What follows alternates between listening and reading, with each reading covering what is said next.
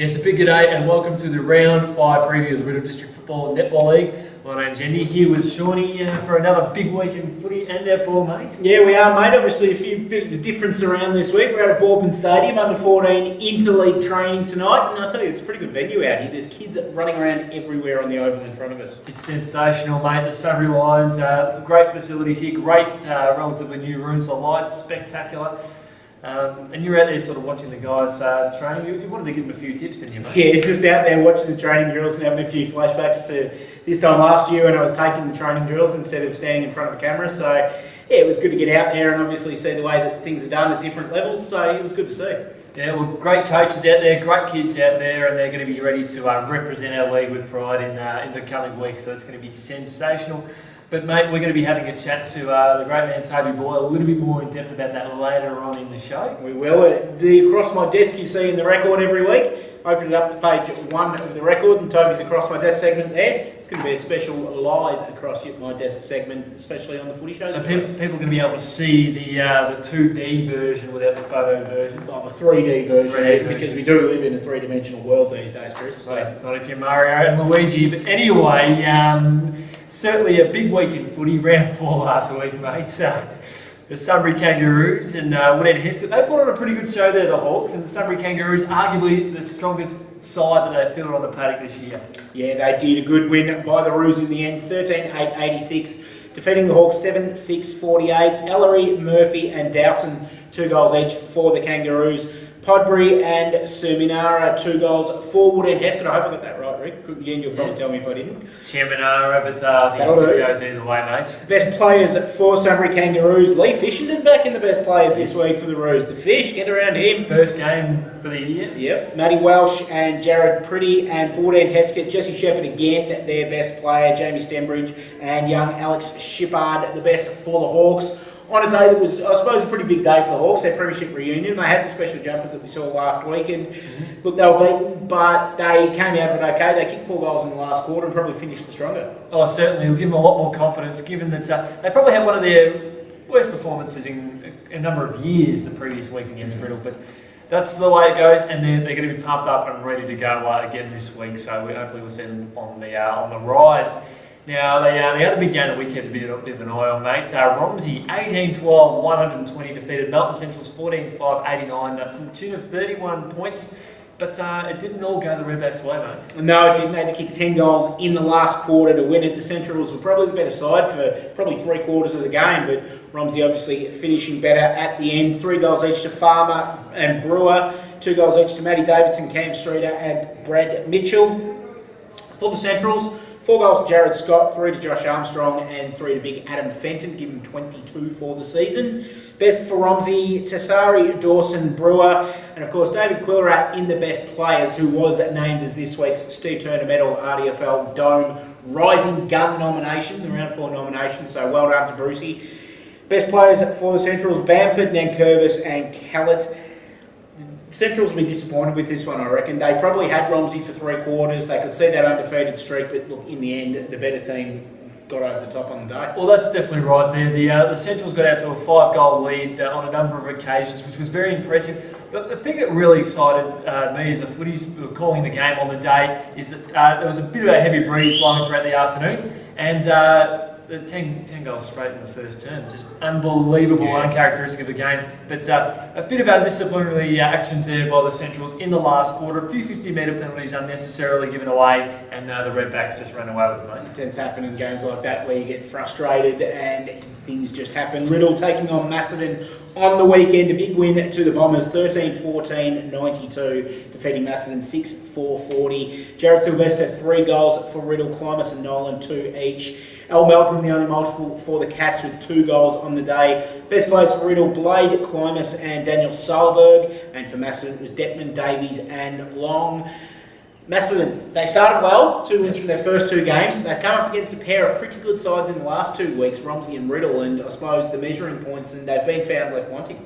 Yeah, certainly. It's they've got a very strong side that they can field, but I guess they're playing against one of the sides that really shouldn't be taken lightly. I think with the Bombers, If you look at their reserves, they enjoyed a massive win. A lot of players in that team capable of playing senior football. Extraordinary list of the Bombers. Troy Scoble done a magnificent job for them this year. The Cats, well, as a footy fan, and I have a lot of faith in what they can do, knowing the strength, the quality of list of tools. I think they've got the best tool list in the competition. Yep. They haven't delivered. They've probably got 4 or 5 key tools that any team would love to have, and I think it's a bit disappointing if you're a Cats fan so far. Yeah, that's right. Now, Rupo taking on Wallen. Wallen's first trip out to Salesian College, and unfortunately they couldn't return with the points. Rupert's with 14-14-98, defeating the Magpies 7-10-52. Lee Brennan is consistent as ever, 5 goals for Rupert's with 3 to Chris Kendall.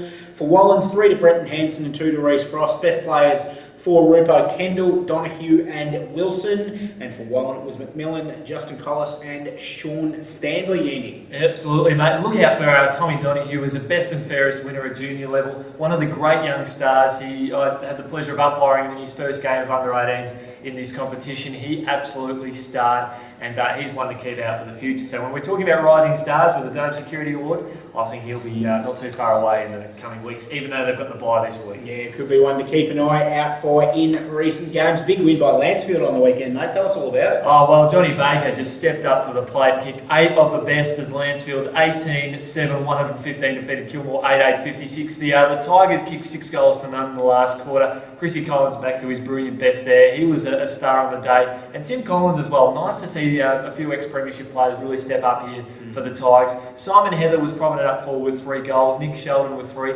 Those are the 2 stars that are really going to be our forward presence for the Blues right throughout the year. Mick McCulloch was pretty strong in the ruck. Nick Sheldon obviously dominant. And Rick Saunders were again some of the stars there for the Blues. The only problem with that is you can get Heather and Sheldon kicking their 3 goals each per week, but if the team's only kicking 2 goals around them, then they're going to have the struggles like what they had on the weekend.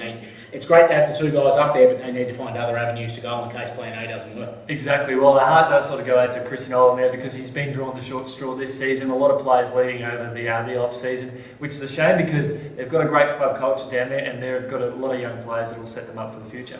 Last match we'll look at for the round, Diggers Rest taking on Rockbank, and a pretty easy win to the Boroughs in the end. They were inaccurate, but they got the job done, 15-21, 111, defeating Rockbank 4-28. Stuart Clark, 4 goals for Diggers Rest. Piccolo and Kilty, 2 goals each. For Rockbank, all their goals came through Damien Nicky and Mark Stevens on the weekend. Best players for the Boroughs, Caton, Clark and Kilty, and for Rockbank, Maney, Hale and Wilson. Well, the Diggers are full of fire, and to have 36 scoring shots in a game of footy, tough conditions out there with the breeze, but 36 scoring shots to 8, regardless of the opposition, you would take that any day of the week, and a great work by the boys to get a win. But Rockbank, always another day. I think they're a good hard side, and they'll be up for a challenge this week. Yeah, they need to start getting some points on the board to Rockbank soon. Let's have a look over the netball scores as well, Andy, while we've got the time. We've got some pretty big guests to come on the show throughout the course of the night. So it was Sunbury Kangaroos 74, defeating Woodend Heskett 32. 50 goals to Keela Ilavo for the Kangaroos was the standout in that game. Kelly Down also fantastic for the Roos. Melton Central 54, defeating Romsey 48 in an absolute corker on Pink Netball Day out at Romsey. Renee Holes 32 goals for the Centrals, Ho Hamilton 35 for Romsey, Tracy Kay starring for the Redbacks as well. Riddle 51, defeating Macedon 40. We've seen Macedon, obviously the reigning premiers, have a good win against Romsey the week before. For Riddle to come out on top, Sam shows that something's happening down at Bomberland this year. Christine Harris and Yasmin McGregor, fantastic again, up forward for Riddle. 29 goals to Christine, 22 to Yaz. Macedon best served by Kelly Nichols, Jess Trembath and Taryn Mackey. Rupertswood got themselves onto the winners list once again, 46 to 38. Samantha Spencer, 38 of Rupertswood's 46 goals, 8 goals to Zoe Boyle. Interesting name, that Boyle. We may see her brother on the show later on, of course. And for Wallen, their better players, Kerry Gilchrist and East Goodwin on the weekend. The last match, Diggers Rest taking on Rockbank, 51-25 win to the Boroughs. Steph Rowe, 32 goals for Diggers Rest. Courtney Sherwell and Sarah Jane Woodward amongst the best for the Boroughs, Andy. Simply sensational. What a week it has been in netball. And congratulations to Rupert. We're getting back-to-back wins over the last couple of weeks. A good sign for them. They're well and truly a presence here in the mighty competition. Well, I might scoot exit stage left kind of style, mate, because we're going to have a chat very shortly to obviously a good friend of mine and someone I work with closely every day, RDFNL Operations Manager Toby Boyle. You're going to put him under the grill. I don't know whether to feel sorry for you, mate. You're working with him every day. He's a tough customer. He's a good man, but I look forward, Chris, to you putting him under the grill next. Toby Boyle coming up right after. Welcome back. We're here with the RDFNL Operations Manager Toby Boyle. Thanks for joining us, mate. No worries, Andy. How are you feeling about the big interleague program coming up? It is a big interleague program. Outside right now, we've got our junior under 14s training, and 6 of our juniors are training over the next couple of weeks. Starting at our 16s down to under 12, so 12s and 13s will commence next week, but our 14s, 15s, 16s have been going for a couple of weeks, as well as our under 18s. So they're over at Romsey tonight, and they play next Wednesday night in Ballarat. And we'll soon be joined by our senior footballers and netballers. So a massive program. Simply magnificent, mate. Great to see an initiative by the competition to get that junior development squad happening over the summer, just to give some of the kids the edge in the lead up. Obviously, you've watched some of the kids train out there today. A lot of them would have benefited from that program. Absolutely. We met in November last year to review our interleague program, the junior interleague program, and we found that obviously our kids were coming from a long way back. The teams that we compete against, the EDFL, Eastern, these type of leagues, are obviously got a good junior program going, as do we, but we felt we needed to add to that. So Rob Beatson and Tony Smith, who was our junior director at the time, decided with the junior interleague coaches to get us going early in the season, or the pre-season. They come up with the idea of a junior academy. And we went from there. Basically, we invited the best 60 kids in the age groups of 12s, 13s, 14s and 15s. Got them along to Diggers Rest for 6 sessions over the pre-season, the summer. And, hopefully we'll see the benefits of that over the interleague program. But it's not only just about our interleague, it's about developing our junior players and our coaches, especially the coaches. So we had obviously 240 junior players there, but we did have obviously 20-odd junior coaches who then go back to their clubs and obviously take what they've learned at the academy to them. So it's been a very beneficial program and something we'll continue to do. It's nice to see a lot of those coaches still involved with the interleague program as well after being going through their paces during the summer. Absolutely, and for us to obviously pick our interleague coaches, we generally get them from the academy. Sean Tobias, Peter Bennick, Anthony Rhodes. These type of guys who are running the juniors league this year, they're obviously with the head coaches at the academy, so they've continued on in their roles, and if we can continue to get more and more coaches each season at the academy, then obviously we've got a bigger pool to pick from when it comes to selecting interleague coaches. You've got one bloke out of left field that decided to put his hand up. He knows a little bit about the game. Yes, BT has put his hand up. Obviously, he's a young fella.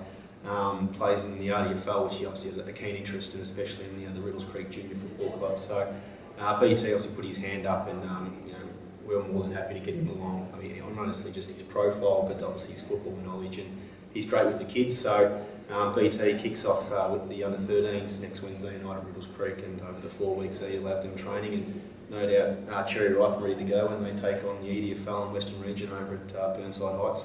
Magnificent, mate, and obviously a lot of senior footballers and netballers are gearing up for the big one over in Tatura in a couple of weeks' time. Absolutely. We travel up to Tatura.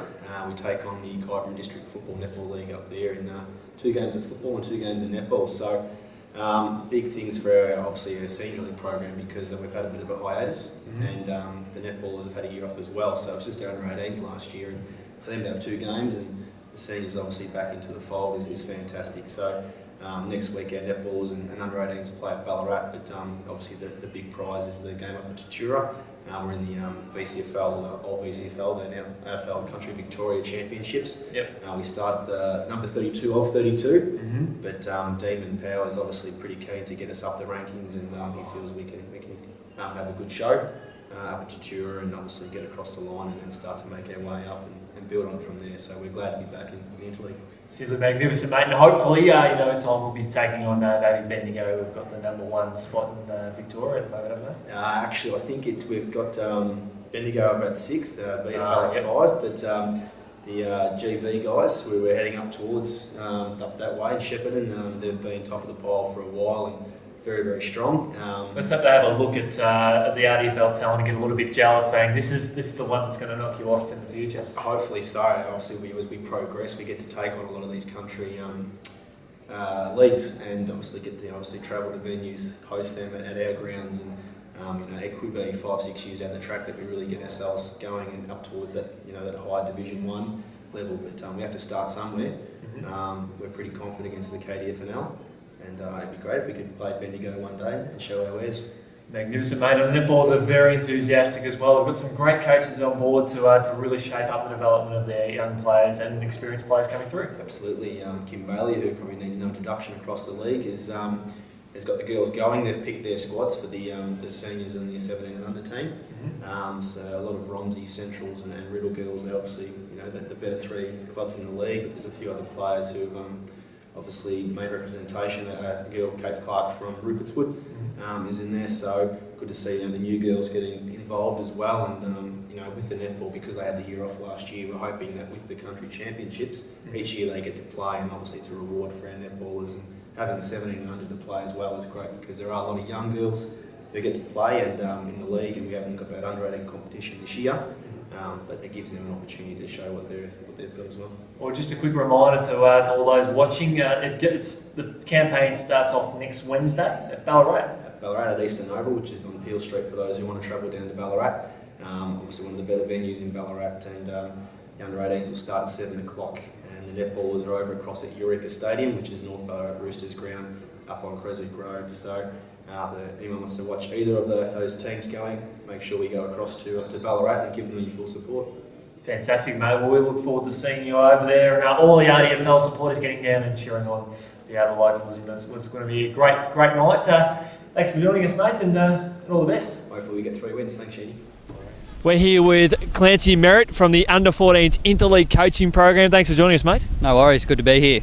Now, how are you enjoying the program so far? You've been around for a couple of weeks. The kids are working really hard. Yeah, absolutely. The kids are really rapt to be here. We've got a lot of coaches on board helping out, so it's a great opportunity for them to be in a new footy environment and to hopefully learn a couple of things. And, regardless of where they go with their footy, hopefully they improve. Now, talk us a little bit about your previous background here before joining the Interleague program as a coach. I've done a bit of coaching through a bit of school footy with our first 18 footy team at Silesian Rupertswood, and then been working with the Calder Cannons. Did a bit of running with the under 18 TAC team in 2012, and been involved with the under 15 and under 16 development squads as an assistant coach. So progressed through that, and now I'm doing the under 14 RDFL Interleague, which is really exciting. Sensational, mate. And who are some of the other coaches you've got alongside you? I've got Damien Keeping, who's given me a hand, Daniel Welsh, Will Johnson, Al Corey. Just a few other great volunteers that have helped throughout the program. Yeah, absolutely. And, it's really good. I think the kids really feed off the enthusiasm and energy of the coaches as well. If you've got supportive staff, then that's really infectious for the whole group and really gives a good atmosphere in each session. Magnificent, mate. Well, the final cut isn't too far away. And what are some of the key things you're looking for from the players to step up for that final list? Probably just a willingness to follow instructions and learn, and not to be afraid to try new things with their footy. We're obviously got a really short space of time, so it's really important that kids are taking on the feedback we're giving them and not being afraid to apply them to make themselves better footballers and hopefully make the team a better group of boys. Okay, mate, what's some of the expectations you've got for some of the kids heading into this one? I guess as they prepare themselves as well as they can. Obviously, they've got to juggle commitments with local footy, maybe even school footy, and now representative footy. So that's a new challenge for them as individuals off the field. So, managing sleep, food, diet, preparation, that's a really big challenge for, some 14-year-old boys. So looking to see how they respond to that and, whether they prepare themselves as well as they can, and hopefully that shows on the field in their performances to come. Magnificent, mate. Well, all the best for the program, and hopefully the under-14s get a few valuable wins under the belt, and best of luck with selection, mate. I'd hate to be in your shoes. Thank you. Thanks for having me. Good work. Purchase a Simmons home and you'll get up to $30,000 to spend at the Simmons Gallery. Let's go shopping. You must upgrade your bathroom. We've got a whole range of styles to choose from. You can upgrade your lighting. How about classic or contemporary? And we've got lots of kitchen upgrades, so you can create the look you want. Get up to $30,000 to spend on any upgrades you want at no extra cost. And ask about our $5,000 finance solution. Visit a Simmons Display Centre today. Well, it was great nutting out the nuts and bolts here of the Interleague, Junior Interleague, which is going off beautifully. Great atmosphere out there on the track, mate. Reminiscent of your glory days. Did you ever? Oh, I don't so much know about glory days, mate, but it was good to be out there and be a part of it again. It gets the juices playing, even just being a part of it, and you think back to, I could do this, and I'll do it this way, and that's just what I do anyway. You taught me a thing or two about footy tonight, mate. Oh, I try, mate, I try. Well, this week we're gearing up for women's round here in the Middle District Football Netball League, and we've got a few massive games to really fire up, and I think Mother's Day round is one of our 2 women's rounds this year. It's a Respect for Women round, where obviously we say a very happy Mother's Day to all of the mothers out there. We've also got a Women in Football round later on this year, which we'll talk more about obviously as the year goes on. But Mother's Day round this weekend, so simply magnificent. And congratulations to a lot of the clubs who are holding Pink Netball Day as well. I know Woody and Heskett have got one on the board. Romsey held one last week, and I think there are a few other clubs around the region that are doing much the same. So great to see them get in the spirit, and great to see the pink colour flood throughout the region as well. Yeah, there's a lot of photos from Romsey's Pink Netball and Pink Football Day on our website. Check it out, www.rdfl.org.au. Follow the links to the photo gallery and you'll see all of the photos from last week in there. Magnificent, mate. Now, what game have we got to start off looking ahead to the big round 5 one, mate? Well, I reckon we might, when I say stay local, stay close to where we are right now. Yep. Have a look at the game at Boardman Reserve this week between the Sunbury Kangaroos and Broadford. What a game that promises to be. We obviously see the Sunbury Kangaroos, they're up on the go, they're flexing their muscles. I just can't see any way that any opposition can really get near them, given the depth that they've got in their team at the moment. Yeah, it's scary to know that they're coming back towards full strength. They can pull Lee Fisherton back into the team, obviously, in the ruck in the last week, and they're just starting to get the band back together now. We know Broadford are a different team on the road to what they are at home, so you'd probably think the Kangaroos are started as pretty firm favourites in this one. Definitely. When you've got the likes of Jacob Opie and Ryan Hattie, who are premiership players ducking down to the twos, I wouldn't like to be Mr. Meacham at this stage as senior coach, but a lot of good signs out there for Broadford, fresh off the week off. I know they had a few niggling injuries. Hopefully a few of the boys have recovered and they get out there. They are not going to be taken lightly. I think they're really going to put a really strong performance on the park. Yeah, I reckon they will as well. Lansford taking on Melton Centrals this weekend. This is a sneaky match of the round style game, because whilst the Centrals have been fantastic throughout the year, so have Lansfield. They certainly have. I think Lansfield are really going under the radar a little bit. They've dropped some games that perhaps could have gone either way. I guess we looked to round 1 against Broadford, and obviously they've had another loss in the meantime as well. But I think if they really put a good performance on the paddock, really hit the ball hard, and find other avenues to goal that isn't Johnny Baker, I think they've got plenty of avenues. Had a good look at Centrals over the last two to 3 weeks, and I think they're a pretty good force to be with. I know Wade Livingston, he came off with a knock last week on the knee. Hopefully he gets up. But the calibre of Richardson, Fenton was always dominant. But for me, the standout player last week over at the Centrals was Mark Gilman, running through the middle. Just perfect running. He took the game on, and he's a big, long, thumping kick.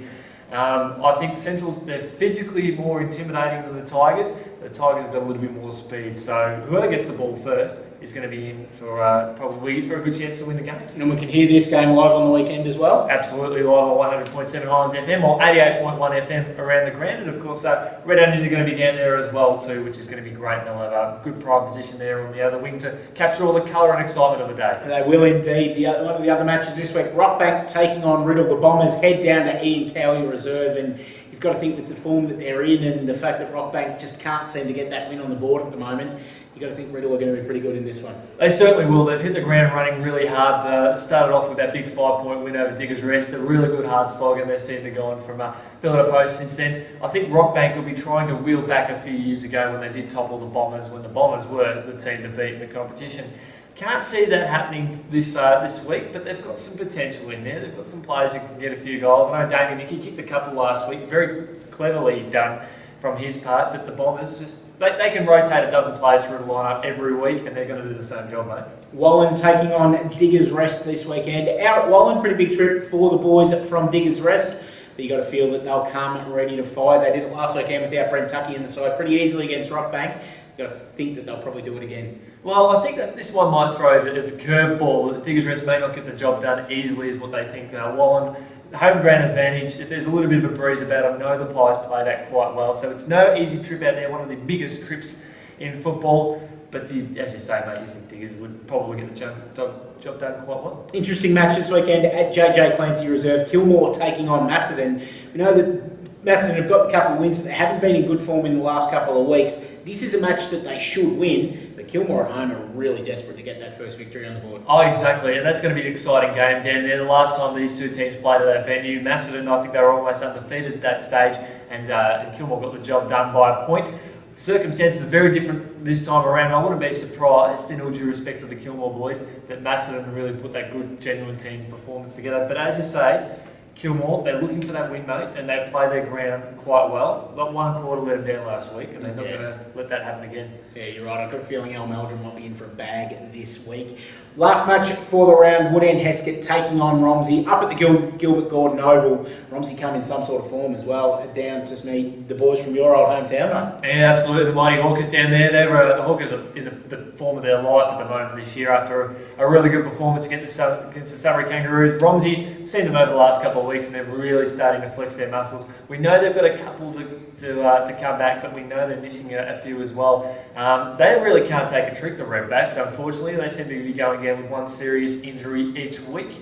Ash McNaughton went down a few weeks ago. Danny Harrison went down on the weekend. So they've got players who can sort of step up. The Hawks are going to get a really good taste of what David Gilliran or David Bruce, whichever name he picks up. I think an interesting story, that one. I think he does take his dad's name on game, in general, but he takes his mum's name on paper. So it's a very interesting one down there. But hopefully we'll see a good performance down there, and the Hawks put up a little bit of a fight because they can. It runs us through basically all the matches for this weekend, mate. Rupert's would have got the bye, of course. So another big round of RDFL football and netball coming up. Absolutely, mate. And don't forget, if you're heading out to Kilmore, 98.3 FM around the region, or 88.1 FM at the ground. They're doing a fantastic job this year too. They are. They're flying. Ripping job. Their first year of footy, they've hit the ground running. So congratulations to all. Do yourself a favour.